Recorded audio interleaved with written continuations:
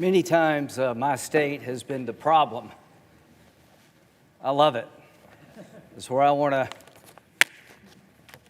die, but no time soon. Tim and I have a good relationship. I love Tim Scott. 1876, South Carolina, Louisiana, and Florida sent two slate of electors. They had two governments, by the way, and we didn't know what to do.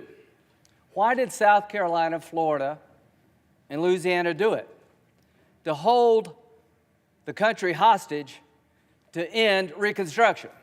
It worked. The commission was 8-7. It didn't work. Nobody accepted it.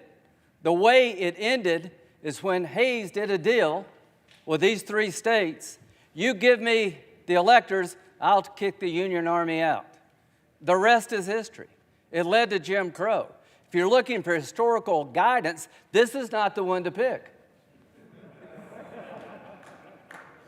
If you're looking for a way to convince people there was no fraud, having a commission chosen by Nancy Pelosi, Mitch McConnell, and John Roberts is not going to get you to where you want to go. It ain't going to work. So it's not going to do any good.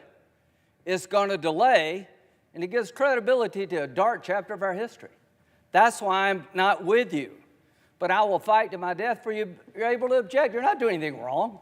Other people have objected. I just think it's a uniquely bad idea to delay this election. Trump and I, we've had a hell of a journey. I hate it to end this way. Oh my God, I hate it. From my point of view, he's been a consequential president. But today, first thing you'll see. All I can say is count me out. Enough is enough. I've tried to be helpful. But when the Wisconsin Supreme Court ruled 4-3 that they didn't violate the Constitution of Wisconsin, I agree with the 3, but I accept the 4. If Al Gore can accept 5-4, he's not president. I can accept Wisconsin 4-3. Pennsylvania, it went to the Second Circuit. So much for all the judges being in Trump's pocket. They said, no, you're wrong. I accept the Pennsylvania Second Circuit that Trump's lawsuit wasn't right. Georgia, they said the Secretary of State took the law in his own hands. He changed the election laws unlawfully.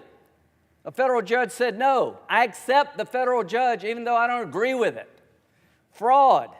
They said there's 66,000 people in Georgia under 18 voted. How many people believe that? I asked, give me 10. I hadn't had one. They said 8,000 felons in prison in Arizona voted. Give me 10. I hadn't gotten one. Does that say there's problems in every election? I don't buy this. Enough's enough. We got to end it. Vice President Pence, what they're asking you to do, you won't do because you can't. You talk about interesting times. I associate myself with Rand Paul. How many times will you hear that? The mob has done something nobody else could do to get me and Rand to agree. Rand is right. If you're a conservative, this is the most offensive concept in the world, that a single person could disenfranchise 155 million people. The President of the Senate shall, in the presence of the Senate and the House of Representatives, open all certificates, and the votes shall then be counted. The person having the greatest number of votes for president shall be president. Where in there does it say Mike can say, I don't like the results? I want to send them back to the states. I believe there was fraud. To the conservatives who believe in the Constitution, now's your chance to stand up and be counted. Originalism, count me in. It means what it says. So, Mike, Mr. Vice President, just hang in there. They said we can count on Mike.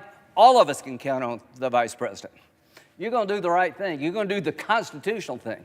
You got a son who flies F-35s. You got a son-in-law who flies F-18s. They're out there flying so that we can get it right here.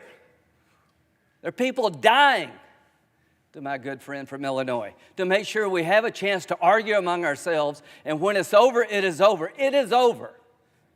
The final thing, Joe Biden. I've traveled the world with Joe. I hoped he lost. I prayed he would lose. He won.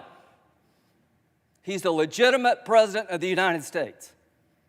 I cannot convince people, certain groups, by my words, but I will tell you by my actions that maybe I, above all others in this body, need to say this.